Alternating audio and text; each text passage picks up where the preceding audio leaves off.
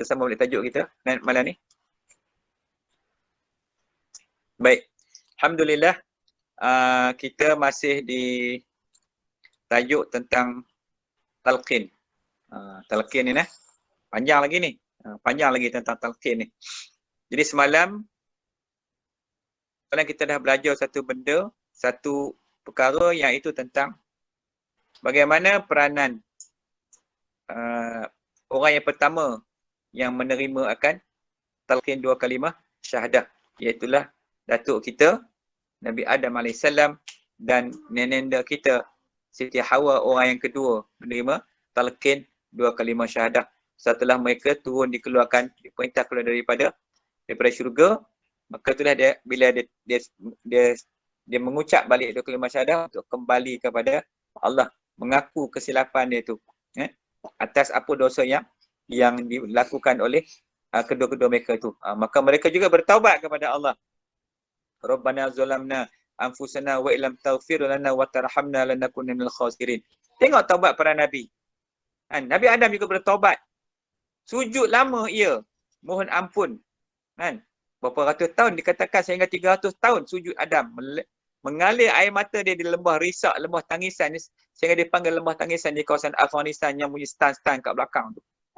Menjadi mineral, menjadi minyak, menjadi titanium, menjadi nikel, menjadi iron, menjadi aluminium, macam-macam mineral jadi kat situ. Yang Amerika ada serang Afghanistan tu sebab apa? Nakkan benda ni.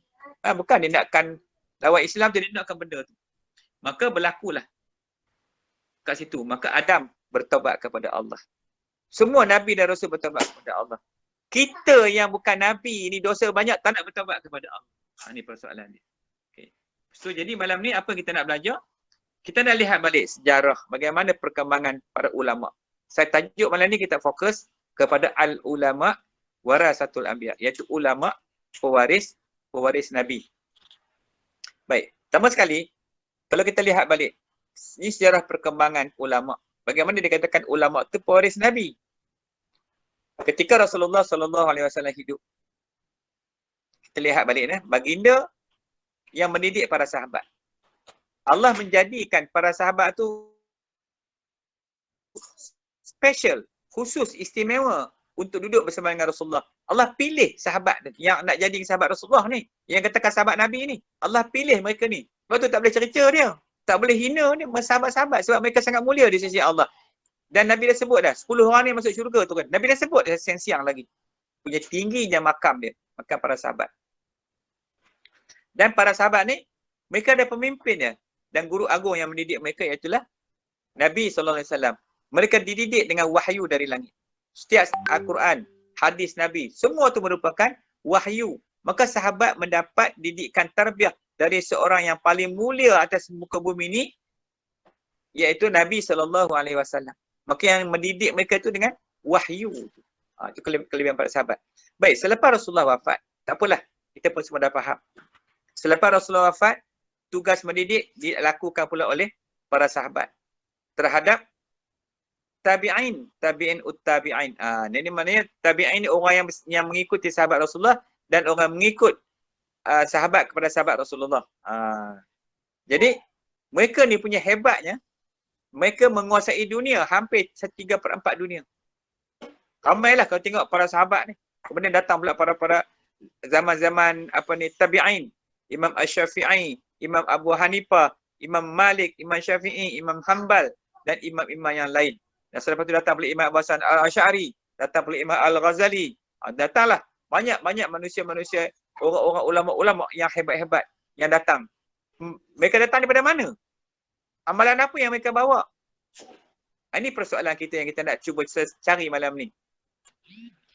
Jadi, demikianlah dengan para ulama. Tugas mereka apa?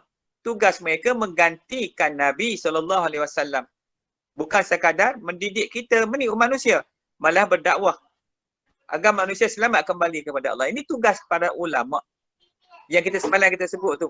Orang yang pertama terima talqin tu adalah Nabi Adam. Kemudian Nabi-Nabi dan Rasul selepas dia. Ni panjang, sekejap kita sebut satu persatu. Maka maknanya ini kerja ulama. Jadi jarak Nabi dengan kita ni sudah melampaui 1422 tahun. Dah jarak tu melebihi dah. Dan hanya tinggal para ulama sahajalah yang paling hampir kita. Nabi 1400 tahun. Macam-macam boleh jadi. Kita tak tahu apa yang jadi. Tapi Allah yang pelihara. Allah yang tetapkan. Allah yang tentukan apa yang akan berlaku selepas ni. Maka Allah jaga agama dia. Allah jaga agama dia. Bila Nabi dah wafat, Nabi kata, Al-ulama warasatul anbiya. Ulama tu waris aku. Lepas pada Nabi wafat, kita tak ada Nabi dah. Kalau umat dia ada Nabi lagi, kita dah tak ada Nabi. Maka datanglah para ulama menggantikan Nabi, mengambil alih tugas Nabi. Buat kerja macam Nabi. Ajak manusia balik kepada Allah. Dakwah balik kepada kita. Itulah kerja ulama. Jadi persoalan dia, perlukah kita kepada ulama? Kerana mereka waris Nabi. Kita perlu tak kat ulama? Jawab soalan saya ni dulu.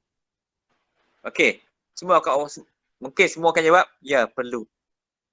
Jadi habis anda sekalian ikut ulama atau tidak? Nak tanya balik. Ada tak pernah jumpa ulama selama hidup ni? Ada tak selama hidup pergi jumpa ulama? Pergi ziarah ulama, pergi duduk depan ulama, mengaji, ikut para ulama, buat kuliah sebagainya? Ada tak? Yang nak ikut ni ulama macam mana? Ulama politik ke? Ulama macam mana ke? Ulama su' ramai. Ulama ni ada dua. Satu ulama ahlillah. Yang keduanya ulama su'. Ulama su' ni dia alim. Bab fiqh, bab hukum hakam dia memang alim.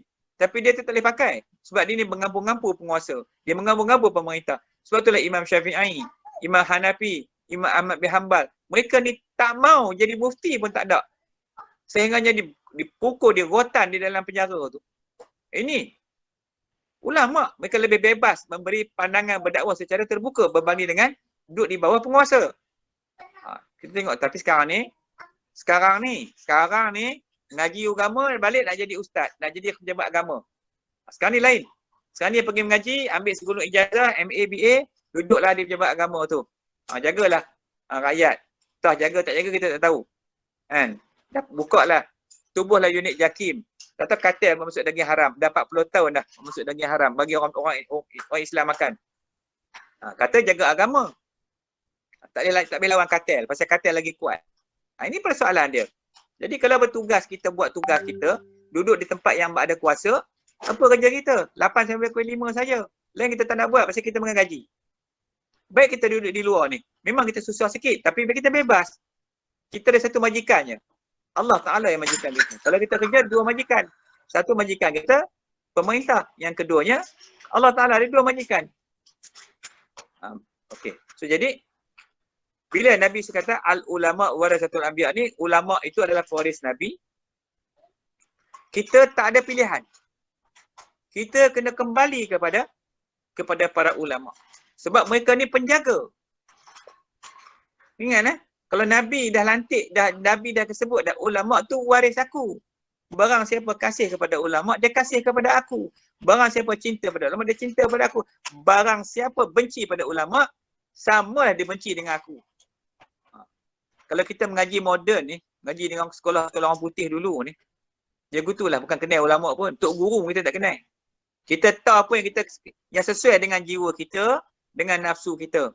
Kalau sebut nama ulama pun tak hati nak sebut. Cuba sebut nama ulama yang kita kenal sekarang ni. Cuba sebut tengok.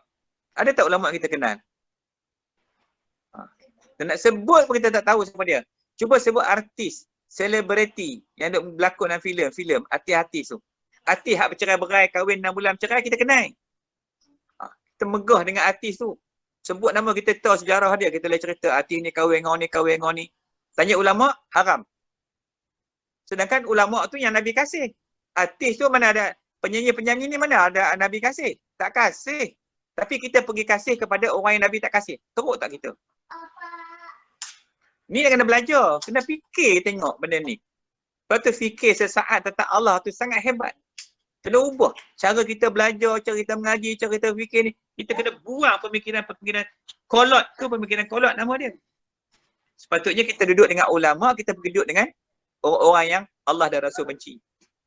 Jadi bila kita duduk dengan orang tu, sama dengan kita tu. Sebab tu orang kata nak tengok kita, tengok kawan kita. Perangai sama lah. Tu dia lah tu. Okay. So jadi, malam ni kita nak belajar tentang kita kena duduk dengan para ulama supaya mendapat syafaat dengan ulama di akhirat besok. Ini sangat-sangat penting. Ulama yang macam mana kejap lagi saya sebut. Ulama yang macam mana sekejap lagi saya sebut. Baik. Jadi akibat dia, kalaulah kita ni tak ada ulama yang mengajar kita, agak-agak apa jadi kat kita? Ni lah jadi hari ni. Tengok sekolah kita. Sekolah kita harap sekolah agama yang ajar agama. Sekolah lain? Sekolah menengah? Universiti pun kot mengajar yang Islam sikit, Universiti Islam. UIA. Yang lain? Tak tahu Islam ke tidak. Jadi ini masalah yang berlaku hari ni. Sebab bila kita dah menolak ulama' tu sendiri. Jadi kalau kita tolak ulama', ada lagi persoalan dia. Siapa nak ngajar kita? Siapa nak bimbing kita? Dah tak ada tok guru, tak ada ulama' nak ngajar kita. Na'udzubillah min zalik. Maka syaitan akan datang. Syaitan akan datang. Sebab Iblis kata apa? Iblis kata, malalahu syaitan fa'anilahu syaitan. Barang siapa yang tidak ada guru baginya, maka akulah guru baginya. Kalau siapa tak ada tok guru, Iblis kata, aku jadi tok guru. Pasal tu hari ni ramai orang berguru dengan Iblis. Walaupun dia mengaji agama. Pasal dia tak ambil ulama' sebagai mursyid dia, sebagai murabbi dia. At least ada ulama', ada tok guru boleh tegur kita. Kita zaman sekarang ni pula tak boleh ditegur. Macam kita dipandai. Tambah handphone ada, maklumat semua banyak. Konon-konon kita terror lah. Padahal maklumat dalam handphone ni, maklumat dalam Google ni, banyak tak betul, tipu banyak. Bukan je betul sangat. Tapi kita tak percaya ke maklumat dalam tu. Fitnah ni hari-hari dalam handphone. Itu kita percaya sangat. Jadi kita kena rujuk balik. Susah lah. Saya boleh cakap je lah kan. Tapi tak tahulah, terpulang lah. Kita ni mengaji macam ni. Baik, kemudian sedangkan ulama' tu waris Nabi. Jadi kalau kita lihat kisah hari tu saya ada cerita dah bagaimana ulama' akhir sekali Allah akan panggil ulama'. Tunggu kita dekat mizan tu. Tengok timbang berat tu. Imam Syafi'i tunggu. Kalau kita pengikut Imam Syafi'i. Kalau Imam Syafi'i tak kenal kita. Kan? Sekarang ni saya tanya kamu. Kamu kenal tak Imam Syafi'i? Kenal Imam Syafi'i tak? Kenal. Imam Syafi'i kenal kamu tak? Contoh. Imam Syafi'i kenal kamu tak? Imam Syafi'i saya tak kenal saya Ustaz. Habis? Macam mana kamu nak ikut dia di akhirat besok? Macam mana kamu nak tunggu? Dia nak tunggu kamu kan besok di tempat mizan tu. Kita merangkak pergi kepada masyarakat itu dengan tak ada amal, tak ada guru, tak ada. Pergi seorang-seorang tak tahu halun. Kita nak duduk dalam jamiah yang mana? Nak duduk dalam jemaah yang mana di padang mahsyar besok? Kalau nak duduk dengan Nabi, dah kita pun jauh dengan Nabi. Ulama' pun kita tak suka, kita nak sembang deras. Kita nak ikut Nabi je. Bang, dengar baik-baik kat sini. Nabi dah lantik ulama' jadi waris dia dah. Kita bukan umat Nabi Aisyah. Kita bukan umat Nabi Musa. Kita umat Nabi Muhammad.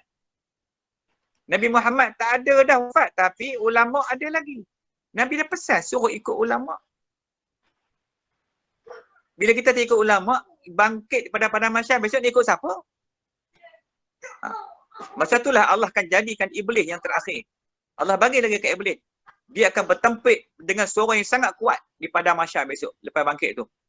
Bila dia bertempik tu seolah-olah dia tu yang akan penyelamat, maka berkumpullah manusia-manusia ni yang mana tak ada tok guru, yang ada tak ada ulama, yang tak ada mursyid, maka berlumba-lumba pergi tu, terekam cari Iblis tu. Di sana kalau tipu, apa yang kita buat atas dunia ni, di situlah akan terzahirnya segala perangai buruk kita di padang mahsyar tu nanti.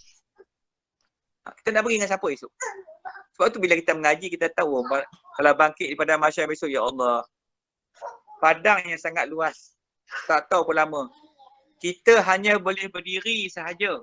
Kita nak duduk berlapang macam dekat rumah, lepak atas bangku, menyandar sana, menyandar sini, tak ada lah biup. Yub jangan harap kat sana tak ada rupa itu. Kita hanya boleh berdiri saja. Itulah ruang kita. Mana-mana orang yang ada korban, yang ada akikah, maka mereka ni beruntung. Sebab apa? Di sana nanti kalau korban dia Allah terima, kalau akikah dia Tuhan terima, maka dia akan menungganglah lembu atau kambing atau unta ketika berjalan di padang mahsyar. Ketika orang lain berjalan kaki, dia ada kenderaan yang dia naik. Besar kecil kenderaan, itu terpulang kepada Allah. Kita tak tahu macam mana. Dan bagaimana pula di langit, matahari sejengkai atas kepala. Siapa nak payung dia? Arash. Arash lah yang ada dekat sana yang boleh payung perjalanan kita nanti kat sana besok. Maka ketika itulah amal-amal kita akan menjadi sahabat kita kat situ. Kalau amal buruk, maka berjalan dengan buruk. Ada yang berjalan dengan merangkak, ada yang berjalan kepala ke bawah, ada yang berjalan atas tangan, macam-macam kerenah manusia. Ikut apa yang kita buat atas dunia ni. So jadi sebab itulah kita kena faham baik-baik. Maka siapa yang nak cerita kat kita tentang persoalan di akhirat? Maka para para ulama ni lah nak beritahu pada kita. Itu ini dan kita buat. Kena mengaji, duduk tak ada kitab. Ni mengaji tak ada. Duduk tengok TV. Tengok TV lah ni, TV pun tak boleh nak tengok dah. Duduk tengok handphone je.